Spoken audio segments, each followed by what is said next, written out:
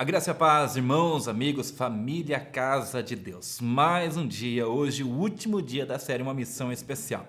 Nessa série abordamos aí o nascimento de Jesus, o propósito do seu nascimento. Começamos falando dos fundamentos, acreditar que Deus existe. Por ele existir tem características, uma das características é ser um Deus missionário que envia, então envia Jesus. Então você entendeu nesses passos, o seguinte passo nós demos na direção um pouquinho mais histórica, geográfica, quando Jesus nasceu, por que Jesus nasceu quando ele nasceu, por que Jesus nasceu onde ele nasceu, nós respondemos algumas perguntas relacionadas a isso. O terceiro, nós falamos de fatos que envolveram o nascimento de Jesus, tudo aquilo que estava ali envolto no nascimento de Jesus, o nome, o seu significado, tudo isso para trabalhar uma missão especial, a missão do Cristo sobre a face da terra. E hoje nós concluímos esse estudo e gostaria de falar um pouquinho sobre o sacrifício de Jesus, a morte e o sacrifício de Jesus, que conclui essa missão tão especial que Deus preparou na eternidade para mim e para você. Antes que adentremos nessa lição, quero convidá-los a uma oração. Vamos orar a Deus, colocar diante de Deus as nossas vidas e que nesta oportunidade Deus prepare os nossos corações, incline os nossos sentidos ao Espírito Santo, amém? Vamos orar, Pai, no nome de Jesus. Nós te glorificamos, te exaltamos, Pai, por todas as oportunidades que tivemos, Pai, de conhecê-lo, Pai. Assim como ordena a tua santa e poderosa palavra, Pai, nós, Senhor Deus, precisamos conhecer e continuar conhecendo o Senhor, Pai. Porque a fé vem através do conhecimento de Deus. A nossa confiança no Senhor, Pai, está atrelada ao quanto o conhecemos, Pai. Neste momento, visita cada irmão e irmã que está nos acompanhando com poder e com graça e com milagres. Que seja uma tarde para entendimento da Tua palavra, mas também de milagres, Senhor, sobre o corpo físico e espiritual dessa pessoa. No nome de Jesus e para a glória de Jesus. Amém e amém. Amém, irmãos? Vamos então adentrar este último estudo a respeito de uma missão especial focado aí no nascimento de Jesus. Eu quero trabalhar com você neste momento, o sacrifício de Jesus e sua morte. Muitas pessoas não sabem, ou pelo menos atrelam isso, o sacrifício de Jesus à crucificação, Claro, isso está correto, mas não é somente a crucificação. O sacrifício de Jesus não começa na crucificação. Que susto, evangelista. É verdade. O sacrifício de Jesus começa muito antes da crucificação. Aliás, o sacrifício de Jesus está desde antes da fundação do mundo, O cordeiro que está morto desde a fundação do mundo. Nós entramos nesse detalhe em um outro momento. Nesse estudo nós vamos concluir com o sacrifício e a morte de Jesus. Quando é que começa o sacrifício de Jesus? Eu não sei se você está com sua Bíblia aberta. Se você não estiver, o pessoal da comunicação, que está de parabéns por esse excelente trabalho que tem feito na casa de Deus, vai colocar para você na tela aí, tá bom? Primeiro ponto, Deus, ele é Deus, ele sempre foi Deus, sempre será Deus, isso não vai mudar. Então vamos imaginar assim, um ser celeste, um ser poderoso, maravilhoso, tendo que vestir pele humana, se fazer homem e descer até nós. Já pensou por esse ponto? O nascimento de Cristo, ele vestir pele humana, ele se transformar num ser humano para trazer a salvação a nós, começou aí o sacrifício de Jesus. Olha o que Evangelho de João, capítulo 1, versículo 1 diz. Olha só. No princípio era o verbo, e o verbo estava com Deus, e o verbo era Deus. Ou seja, ele mesmo, o próprio Deus, começa se humilhando, vestindo a nossa pele, se fazendo homem. Então, o sacrifício de Jesus, o sacrifício do Deus que se entregou por nós, começa no seu nascimento. Você já parou para pensar nesse ponto de vista? Você imaginar assim um Deus todo glorioso, tão glorioso, todo poderoso, sentado num trono, sendo adorado pela eternidade por anjos e anjos que cantam e cantam e adoram o seu nome. Ele tem todo o poder, ele é magnífico, ele é superior, ele é todo poderoso, está sentado no seu trono no céu, sendo adorado. E de repente ele decide vestir pele humana e descer até nós. No princípio era o verbo estava com Deus e o verbo era Deus. O próprio João está dizendo aqui sobre o verbo. E olha só o que ele continua dizendo. João, Evangelho de João, acompanha comigo aí. Evangelho de João, capítulo 1, verso 4. E o verbo se fez carne Quem é o verbo que se fez carne? O verbo do capítulo 1, verso 1, né? O verbo estava com Deus e o verbo era Deus. E o verbo agora no capítulo 1, versículo 24, no versículo 14 que você está lendo, diz assim: e o verbo se fez carne. O sacrifício de Jesus começa no seu nascimento. Deixa eu concluir a leitura do texto, que os irmãos colocou na tela, e às vezes eu não concluo aqui, só os trechinhos, né? Então vamos lá, Evangelho de João 1,14. E o verbo se fez carne, habitou entre nós, cheio de graça e de verdade, e vimos a sua glória, a glória como unigênito do Pai. O sacrifício de Jesus começa no nascimento. Ele se faz homem, ele vem até nós como um homem e se veste de pele humana, tem as mesmas dores, os mesmos sofrimentos que você sente quando você tropeça, o que você sente quando você se corta, é o que Jesus sentiu enquanto estava conosco. Ele começa o seu sacrifício no seu nascimento. O Deus poderoso se veste de homem, se veste de pele humana e habita entre nós. O sacrifício de Cristo começa então no seu nascimento. Vamos ver o que o apóstolo Paulo fala a respeito de Jesus na carta enviada aos Filipenses, no capítulo 2, de 5 a 8. Filipenses, capítulo 2, de 5 a 8. Veja o que o apóstolo Paulo vai dizer a respeito do nascimento de Jesus. Tendo em vós o mesmo sentimento que também houve em Cristo. Escuta, irmãos, pois ele, subsistindo em forma de Deus, não julgou como usurpação ser igual a Deus. Antes, a si mesmo se esvaziou, assumindo a forma de servo, tornando-se em semelhança de homens e reconhecido em figura humana. A si mesmo se humilhou, tornando-se obediente até a morte e morte de cruz. Olha o que o apóstolo Paulo está dizendo. Jesus, sendo Deus, se humilha a si mesmo. Se humilha a si mesmo é redundante, né? Humilha-se a si mesmo. E ele se esvazia do seu poder e da sua glória e assume a forma humana. Para quê? Para nos comunicar a salvação. O sacrifício de Jesus começa no seu nascimento. O sacrifício de Jesus, o sofrimento de Jesus começa no seu nascimento, não somente na crucificação.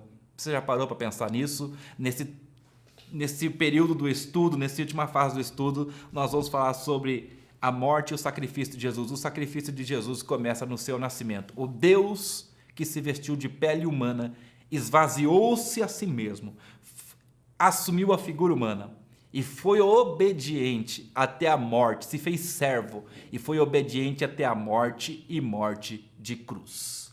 E caminhando dentro do sacrifício de Jesus, que começa no seu nascimento, vamos falar da morte de Jesus.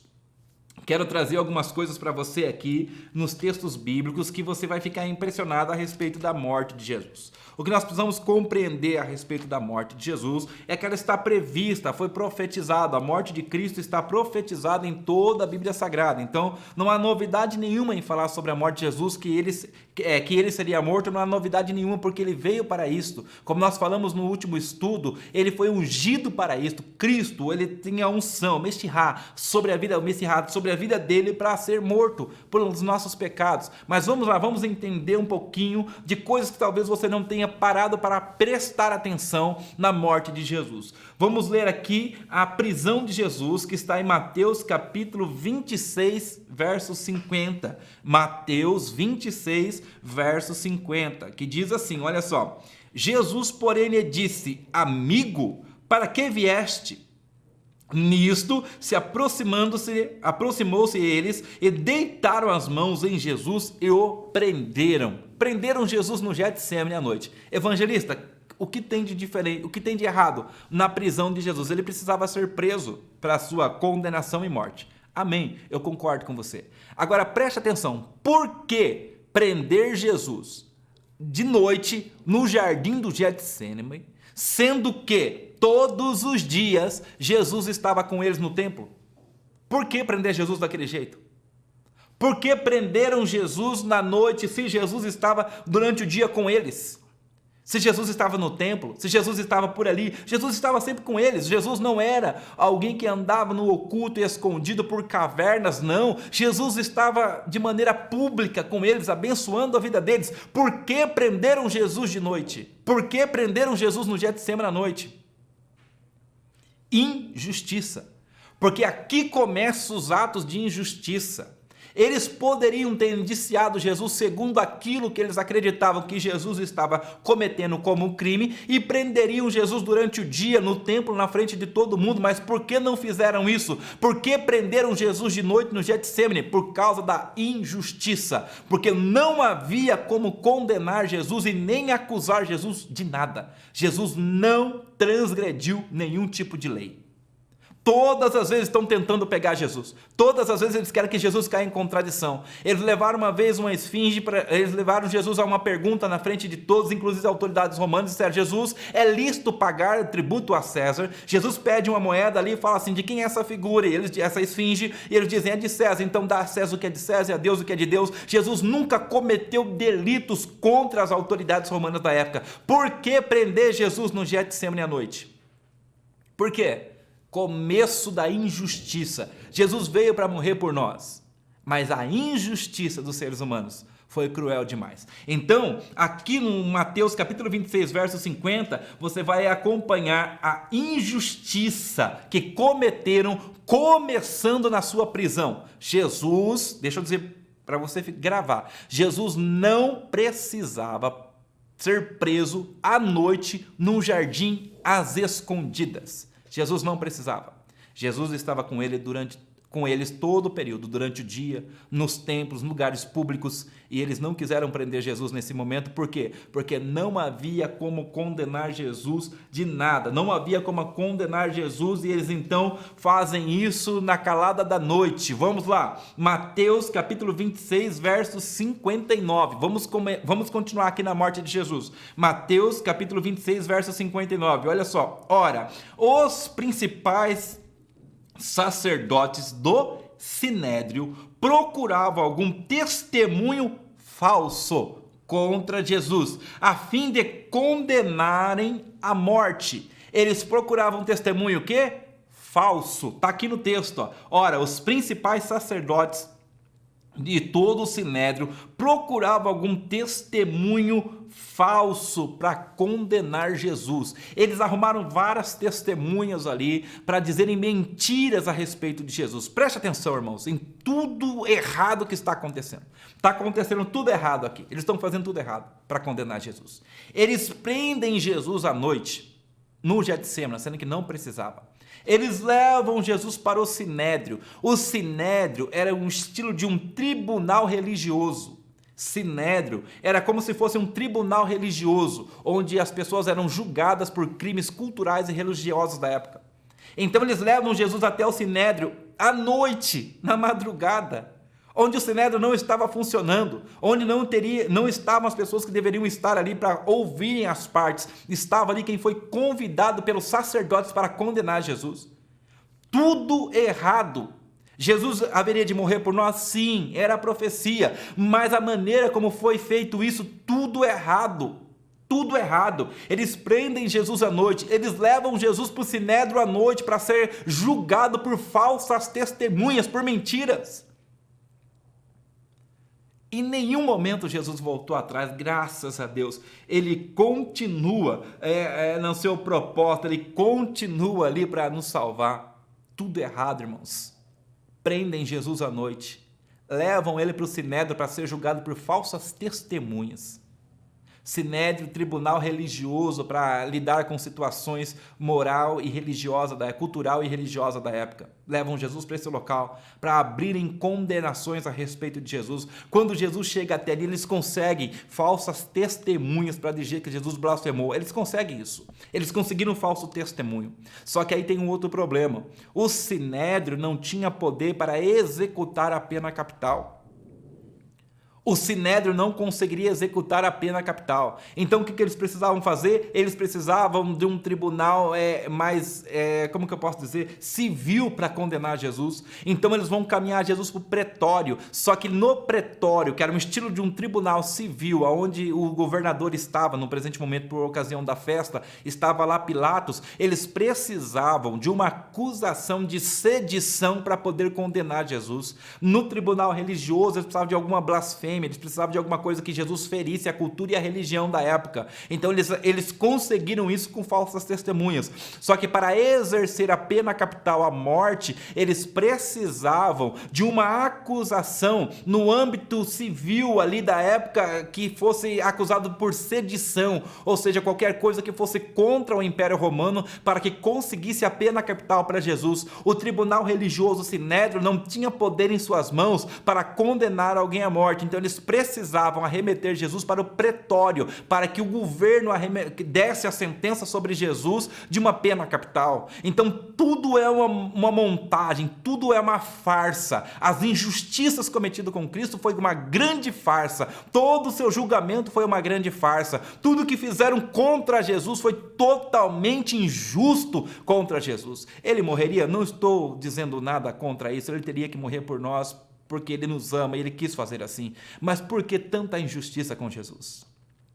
Porque ninguém respeitou os direitos que ele tinha na época. Por que isso? Eles levam Jesus, prendem Jesus de noite, levam para o sinédrio, tribunal religioso, depois arremete Jesus ao pretório para condenar Jesus num tribunal civil, porque eles precisavam da condenação da pena máxima, eles queriam matar Jesus. Então eles vão levar Jesus até o tribunal civil da época, que era o pretório. Uma sequência de injustiças em julgamentos, talvez o julgamento mais injusto da história da humanidade. Foi o julgamento que fizeram com o nosso Jesus. Vamos ler aqui Mateus 27, capítulo 18, para que você possa continuar entendendo esse texto. Nós estamos falando do sacrifício e da morte de Jesus. Mateus capítulo 27, verso 18, olha só o que está escrito. Olha a declaração de Pilatos, quando ele entrevista Jesus, a declaração que Pilatos vai fazer a respeito de Jesus. Pilatos chega à seguinte conclusão: esse cidadão é inocente. E o próprio Pilatos vai concluir desta maneira, como está escrito em Mateus capítulo 27 e o verso 18. Me acompanhe, por favor, está na tela para você. Porque sabia que por inveja o tinham entregado. Porque sabia que por inveja o tinham entregado. O próprio Pilatos, o tribunal civil da época, eu estou usando alguns termos aqui, irmãos, talvez não seja exatamente assim, mas só para você entender, tá bom? O tribunal civil da época, o pretório, chegou à seguinte conclusão: este homem é inocente. E estes que o entregaram por inveja. Por que inveja, evangelista? Preste atenção. Jesus pregava a Bíblia Sagrada dos judeus, que era a Torá, o Antigo Testamento para nós. Ele pregava a Bíblia. Ele ensinava o amor de Deus. Ele curava as pessoas. Ele fazia tanta coisa boa na época. Só que neste crescente que Jesus estava na sua vida ministerial, em algum momento os romanos poderiam querer instituir Jesus como uma autoridade religiosa da época. E estes farsantes que estavam na época de Jesus, que estavam se aproveitando da ocasião para ganhar dinheiro, teriam seus cargos destituídos pela fama de Jesus. Então eles sabiam, se Jesus continuar crescendo, se Jesus continuar aparecendo, ele vai tomar o nosso lugar. Eles não estavam preocupados com as heresias de Jesus, eles não estavam preocupados se Jesus era uma enganadora, não, eles estavam preocupados em perder a posição religiosa que eles tinham na época para Jesus. Por isso o tribunal civil, o pretório, com Pilatos vai chegar à seguinte conclusão: por inveja o entregaram. Ele foi entregue por inveja. Ele não tinha erro teológico para que fosse condenado pelo tribunal religioso e cultural da época, o sinédrio. Ele não tinha nenhum crime civil que pudesse ferir a lei e a ordem que o Império Romano havia estabelecido sobre as cidades conquistadas. Jesus não feriu princípios teológicos. Jesus não feriu nenhum princípio ético-moral da época. Jesus, ele foi 100% justo e honesto em todo o tempo que ele esteve aqui sobre a face da terra. e eles o condenaram de maneira injusta pelo Sinédrio, e agora arremetem Jesus ao pretório para condenarem ele também pelo tribunal civil da época, dizendo que ele se levantara contra César, dizendo que ele era rei e que ele tomaria o lugar de Pilatos e tomaria as cidades de Jerusalém e Judá das mãos de Roma. Então eles fazem falsas acusações. Agora, irmãos, eu quero entrar num detalhe muito importante para você me entender. Quem assistiu Paixão de Cristo, Mel Gibson, né, com a Paixão de Cristo, um filme muito bom, foi muito bem exemplificado a morte de Jesus, começa a ter uma imagem de Pilatos que ele era um sermãozinho, que ele estava tentando livrar Jesus da morte, mas não é, irmãos. A história, principalmente Flávio Joséfo, vai relatar nos seus textos o seguinte, preste atenção. Pilatos havia cometido 2 delitos que levaram a ele ter intercorrências no seu governo. O que é isso que ele fez? Ele feriu uma vez uma festa religiosa dos judeus, criou um tumulto, chegou um relatório até César, chegou um relatório até Roma, da falta de coerência com Pilatos ali governando a cidade de Judá. E aí então ele chega lá e tem uma intercorrência. Depois, ele vai interferir na festa das bandeiras, ele vai fazer algo relacionado às bandeiras, não me lembra certo o texto ali de Flávio Joséfo, ele vai interferir em outra festa dos judeus, mais uma intercorrência chega até Roma. Ele tem 2 intercorrências em Roma. Ele tem ali no seu currículo, né, como governo de estado ali em Judá, ele tem 2 intercorrências e isso está prejudicando o seu profissional. Quando Jesus chega nas mãos de Pilatos, preste atenção, quando Jesus chega lá, vamos imaginar a cabeça de Pilatos, é mais um problema para o meu profissional, é mais uma intercorrência que vai para Roma. Ele estava com o seu profissional comprometido. Ele não condenar Jesus ia virar um tumulto ali na cidade, ele tinha que, só para você entender, os governos de estado que Roma conquistou, parte do mundo conhecido, cada governo de estado que estava na região, eles tinham só um objetivo, é manter a paz. O governo, a opressão romana sobre Judá, a opressão romana sobre os povos conquistados era política. Roma não queria interferir nas questões morais e religiosas da cidade. A única coisa que Roma queria era ter o domínio político, porque através do domínio político o império crescia. O pagamento de impostos acontecia, tudo transcorria tranquilo. Então havia um interesse em Roma em manter a paz em todas as cidades conquistadas, em todos os países conquistados. O interesse de Roma era político e financeiro, não tinha interesse religioso e cultural. Roma não queria desfazer a cultura de ninguém, Roma não queria mudar a religião de ninguém. Roma só queria colocar ali o seu governo político para que através do governo político houvesse arrecadação e eles continuassem crescendo com paz em todos os lugares. Então a única função de Pilatos ali, a função primordial de Pilatos era manter as cidades de Judá conquistadas todas tranquilas. Todas ali caminhando de maneira tranquila. E quando Jesus aparece um tumulto, aparece um problemão, os sacerdotes acusando, as pessoas gritando, aparece um tumulto na cidade de Jerusalém. Então Pilatos falou, e agora, o que eu faço? Se eu condenar um inocente e esse relatório chegar em Roma, a minha cabeça está na forca, eu vou perder meu emprego. Se eu não fizer nada a relação a isso, vai virar um tumulto aqui em Jerusalém, vai chegar uma outra intercorrência em Roma. Então Pilatos, como se diz o popular, está entre a cruz e a espada. Por quê? Porque Pilatos está vendo, se eu faço assim vai me dar problema, se eu faço assado vai me dar problema. Pilatos está tentando arrumar um jeito ali de se livrar do problema que chegou na mão dele chamado Jesus. Entre aspas, o problema para Pilatos na época. Pilatos está tentando se livrar daquele problema que chegou para ele. Jesus foi preso à noite. Pilatos não sabia que Jesus havia ser preso.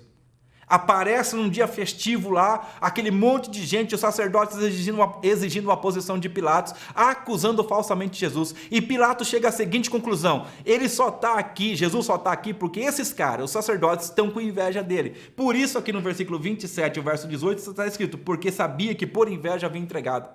Pilatos tem na sua mão 2 problemas. Mata o inocente. E chega lá em Roma também essa notícia e meu cargo já era. Por quê? Já tenho 2 intercorrências. Eu não faço nada, eu livro esse inocente da morte e esse povo vai fazer um tumulto, vai criar confusão, vai ter que ter intervenção militar e vai chegar uma 3ª intercorrência em Roma. Quando Pilatos, você vê ali Pilatos de todas as maneiras tentando se livrar de Jesus, não é porque ele gostou de Jesus, não é porque ele amava Jesus, é porque ele tinha um problemão para resolver. O emprego dele estava em jogo naquele momento. Então ele tinha que se livrar de Jesus porque o negócio ia ficar feio para o lado dele. O negócio já estava muito feio. Havia um tumulto generalizado. Havia um tumulto muito grande. O problemão, matar o inocente ou deixar esse tumulto continuar. Dos dois jeitos, ele estaria com uma confusão muito grande para resolver. Por isso, no filme do Mel Gibson, você vê Pilatos tentando livrar Jesus da crucificação. E não consegue livrar Jesus da crucificação. E a história transcorre e você sabe em tudo que vai acontecer. Então entenda, Pilatos teve a informação correta. Ele sabia que Jesus é inocente. Mas para salvar o seu emprego, para salvar a sua carreira, ele preferiu condenar Jesus à morte. Consegue entender por esse lado? Tudo que aconteceu com Jesus foi uma grande farsa. Tudo que fizeram com Jesus foi tudo montado. Montaram aquilo contra Jesus. Montaram as acusações. Montaram toda a questão de sedição. Montaram a questão de heresias. Usaram falsos testemunhos. O teu Cristo foi injustiçado. O teu Cristo não teve direito à justiça. O teu Cristo foi esmagado pela injustiça humana. O teu Cristo sofreu tudo o que ele precisava sofrer, a mais do que estava predito sobre ele. Para quê? Para nos dar a vida. E hoje em dia, abre um parênteses para fazer uma aplicação já. Hoje em dia, se alguém falar mal de você dentro da igreja, você já sai da igreja. A gente fala assim, mas fizeram uma injustiça comigo. Quanta injustiça sofreu o teu Deus. Quanta injustiça sofreu o nosso Senhor Jesus. E mesmo sendo injustiçado, ele foi até o fim para nos trazer vida com Deus através do seu sacrifício. Jesus foi injustiçado pela religião e pela justiça desse mundo. Foi injustiçado pelas pessoas que ele curou, pelas pessoas que ele salvou e também por aqueles que estavam ali para manter a lei. Jesus sofreu todo tipo de dor que você pode imaginar. Jesus sofreu dores morais, dores físicas, inimagináveis. Jesus sofreu mais do que ele precisava sofrer. Como assim, evangelista? Vem comigo para você entender. Abra a tua Bíblia comigo em Mateus capítulo 27, verso 26. Vai estar na tela para você me acompanhar, mas como eu falei, eu gosto que você me acompanhe na Bíblia também. Mateus 27, 26. Então Pilatos lhe soltou Barrabás. Após haver açoitado a Jesus, o entregou para ser crucificado. Vamos ler de novo. Fica aí na tela o texto. Fica aí. Leia com atenção. O texto está na tela, né? Escuta bem e leia com atenção este versículo. Vai revelar algo para você que você não sabia. Então Pilatos lhe soltou Barrabás e após haver açoitado a Jesus, entregou-o para ser crucificado. Mantenha o texto na tela. Leia de novo comigo. Então Pilatos lhe soltou Barrabás e após haver açoitado Jesus, entregou-o para ser crucificado. Volta para minha tela aqui agora e preste atenção no que você leu. Responda a pergunta para mim. Por que Jesus foi açoitado se ele já havia recebido a pena capital? Responda essa pergunta para mim. Quem entende de lei, quem gosta de Jesus, quem ama Jesus, que lê a história, vai saber do que eu estou falando. Por que é que Jesus foi açoitado? Por que mandaram Jesus ser açoitado? Fala para mim, alguém pode me explicar por que Jesus foi açoitado e depois ele foi crucificado? Jesus havia recebido a pena capital. Jesus havia recebido a pena capital. Jesus não precisava ser açoitado. Jesus não precisava ser açoitado. Ele havia recebido a pena capital. Escuta com atenção e anota se você puder. Ninguém que era condenado à crucificação, ou crucifixão, como alguns dizem, ninguém que era condenado à crucificação era açoitado. Irmãos, todo tipo de injustiça Jesus sofreu por você. Eu vou repetir. Ninguém que era condenado à crucificação era açoitado. Mas o texto de Mateus, capítulo 27, verso 26, está dizendo, depois de haver açoitado, o entregou para ser crucificado. Por que açoitaram a Jesus, irmãos? Por que fizeram isso com ele? Por que açoitaram o nosso mestre? Ele já havia recebido a pena máxima. Ele seria crucificado. Por que mandaram açoitar Jesus antes? Ele não precisava ser açoitado. Deixa eu explicar para você o que é esse açoite. Esse açoite é uma surra de 40 chibatadas com um chicote que tinha 12 tiras de couro. Na ponta das 12 tiras de couro havia pedaços de ossos de animais. Ele recebeu 40 chibatadas de 12 tiras de chicote nas suas costas, com um pedaço de ossos de animais na ponta dos chicotes. Por que mandaram açoitar Jesus? Ele não precisava ser açoitado, ele já havia recebido a pena máxima, a pena capital, seria crucificado. Por que açoitaram a Jesus? Dizem alguns historiadores, se você tem a Bíblia de Estudo Pentecostal, leia lá nesse trecho aqui, você vai ver, ele está descrevendo um pouquinho sobre esse açoite. Bíblia de Estudo Pentecostal, você vai achar esse estudo lá no final, no rodapé da página, você vai ver esse chicote com 12 tiras e ponta de ossos na ponta. Eles cravavam na costela do condenado, na pele do condenado, e arrancavam a pele do condenado. Alguns que eram açoitados morriam na hora do flagelo. Vou repetir para você, meu Deus. Alguns que eram açoitados morriam na hora do flagelo. Muitas pessoas morreram sendo flageladas por esse chicote. A cada golpe arrancava a pele. Diz alguns historiadores que muitos davam para ver os órgãos da pessoa funcionando lá dentro. Artérias se rompiam na hora. Muitos condenados ao açoite morriam na hora do açoite. 40 chibatadas com um chicote de 12 tiras de couro, com ponta de ossos no chicote. Jesus não precisava disso. Jesus foi condenado à pena máxima, à crucifixão. Por que açoitaram a Jesus? Por que açoitaram a Jesus? Ele sofreu todo tipo de injustiça.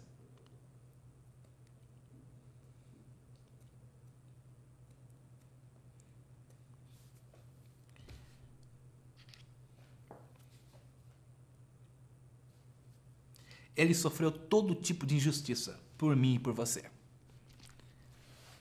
Quer um detalhe interessante que você também não sabia sobre a crucifixão? Aqui, neste versículo 27 e 26, você vai descobrir por que Jesus caiu com a cruz. Porque ele não deveria ter sido açoitado. A quantidade de sangue que Jesus perdeu no açoite minou as suas forças para que ele pudesse carregar aquela cruz até o final.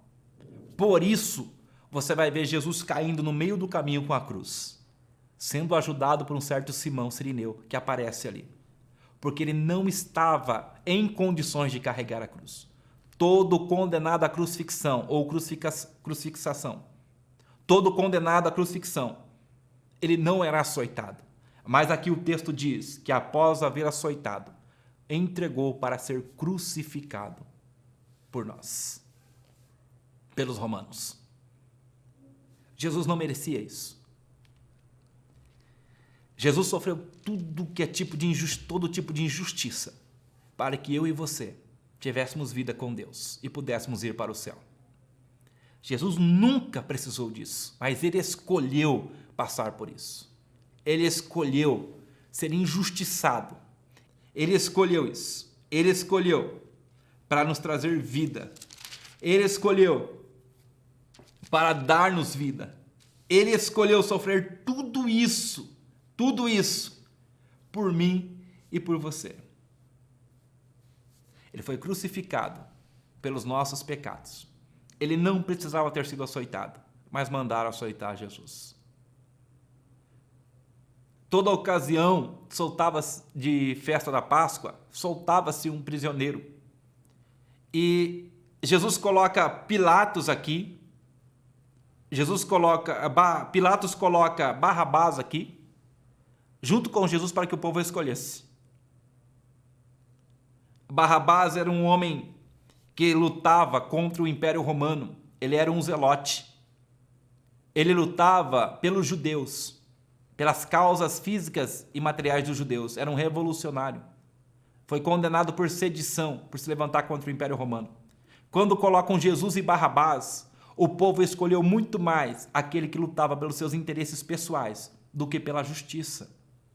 Ou seja, o que me interessa não é o que é certo, o que é errado, é o que dá certo.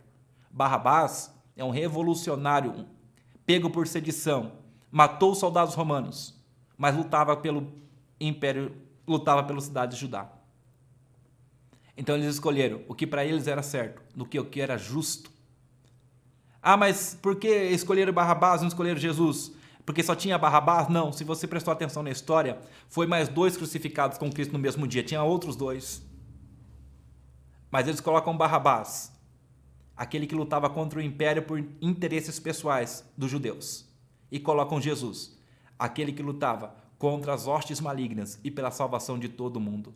Mas o povo que foi curado por Jesus, o povo que foi abençoado por Jesus, as pessoas que comeram pão que ele multiplicou, as pessoas que tomaram o vinho que ele a água que ele transformou em vinho, estavam aqui agora gritando com muita força: crucifiquem a Jesus e soltem Barrabás. Jesus sofreu todo tipo de injustiça para que hoje eu e você tivéssemos vida. A sua missão especial se conclui quando ele olha para Deus e diz: está consumado. A missão especial acabou aqui. Ele conquistou a nossa salvação. Ele conquistou a tua salvação. Todas as tuas ações, dentro e fora da igreja, têm que ser norteado pelo amor de Deus que foi derramado em Cristo Jesus por mim e por você. Não saia da igreja por causa de pessoas. Não volte atrás porque um ou outro falou mal de você. Não volte atrás porque você não gosta de A ou de B. Se você tiver que ficar no evangelho, fique por causa do amor de Jesus que foi derramado naquela cruz. Fique porque assim como ele foi injustiçado, mas mesmo assim suportou tudo pelo propósito da sua vida, pela missão que estava sobre ele, assim também somos nós. Suportaremos tudo porque Jesus nos amou primeiro. Suportaremos não por causa da igreja, não por causa de pastor, evangelista, suportaremos pelo amor que foi demonstrado por Cristo naquela cruz. A missão especial, o seu sacrifício começa no nascimento e termina com sua morte. E a morte de Cristo, segundo o apóstolo Paulo, Romanos capítulo 4, diz que nos justificou diante de Deus. Esta é a missão especial. Esta é a missão que Deus escreveu na história para trazer a salvação à humanidade. Glórias a Deus por você que ama a palavra do Senhor e ficou até o presente momento comigo para ouvir um pouco mais sobre o teu Jesus e conhecer um pouco mais sobre Jesus. E através desse estudo, espero que cause em você um impacto tão forte e que teu amor por Jesus aumente a cada manhã por conta do grande amor que ele tem por você. A missão especial é o nascimento e a morte de Jesus por minha e por tua causa. A causa foi essa, a razão foi Deus.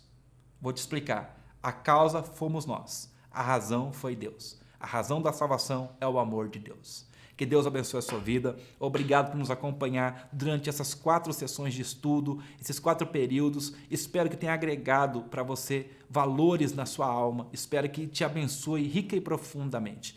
Deixa comentários aqui, indique esse estudo para alguém. Não há aqui nenhuma intenção de promover a Igreja Batista, o canal da Igreja Batista, não. A intenção da Igreja Batista é promover o amor de Deus ao seu coração. Essa é a nossa intenção primordial. E que esse estudo te ajude a chegar um pouco mais perto de Deus, a amar um pouco mais o seu Jesus. E nada e nem ninguém seja capaz de fazer você voltar atrás por questões que não valem a pena, mas que o amor de Deus seja a causa central do que você faz, do que você é dentro da igreja. Que Deus abençoe a todos. Quero orar para encerrar esta sessão de estudos. Me coloca à disposição para perguntas. Se você me encontrar aqui na igreja, aqui na casa de Deus, quer fazer perguntas relacionadas a estudo, por favor, faça perguntas. Me encontre aqui na igreja. Estou lá em Campo Limpo, mas domingo estou aqui, segunda-feira estou aqui. Me encontre e faça perguntas. Manda perguntas aí no chat, eu tento responder para você. Mas não deixe de procurar maior conhecimento do teu Jesus. Vamos orar a Deus e encerrar. Obrigado. Deus abençoe você, a sua família. Durante esse período, eu tenho certeza que grandes coisas o Senhor fará através desse estudo sobre a sua vida. Vamos orar a Deus agradecendo, Pai, no nome de Jesus. Graças a Deus, Pai, por nosso Senhor e Salvador Jesus Cristo, Pai. Obrigado, Senhor Jesus, porque o Senhor suportou toda a injustiça por causa do amor que o Senhor tem por nós, Pai. Obrigado, Senhor Jesus, porque o Senhor não mediu esforços para nos salvar, Pai. Neste encerramento de estudos, Pai, nós queremos abrir a nossa alma diante do Senhor e dizer: seja engrandecido o Senhor Jesus Cristo por todos os benefícios que o Senhor tem oferecido a nós, e nenhum deles somos merecedores. Obrigado, Pai. No nome de Jesus, Pai, para a glória de Jesus, Pai, viveremos, Pai, o Evangelho de Cristo nessa terra, Pai, porque sabemos que com grande amor e um alto preço foi pago por tudo, Senhor Deus, que somos e que vamos herdar através do amor de Deus, Pai. Abençoa os lares, as famílias de cada pessoa, de cada irmão e irmã que até o presente momento permaneceu nesse estudo, Pai. E assim nós te agradecemos, certo da tua resposta, para a glória do Pai, do Filho e do Espírito Santo de Deus. Amém e amém. Deus abençoe a sua vida, seu coração. Um beijo no coração e até a próxima, se Deus quiser.